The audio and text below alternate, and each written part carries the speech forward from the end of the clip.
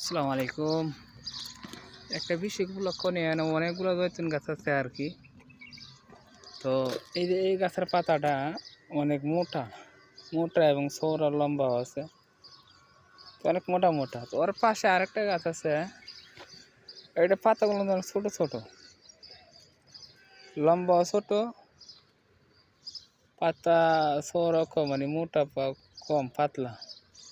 তো ওই গাছের পাতাটা অনেক মোটা অনেক চওড়া আর কি। তো জয়তুনের মধ্যে জাত কয়টা তো আমি সঠিক জানি না। এখানে একটা গাছই আছে সব গাছের থেকে আলাদা, অন্য গাছের থেকে ওই গাছটা আলাদা। ওটার মধ্যে জয়তুন দেখা যাইছে। মাশাল্লাহ মাশাল্লাহ, এই যে জয়তুন ফল। তো এই গাছটা অন্য গাছের থেকে আলাদা।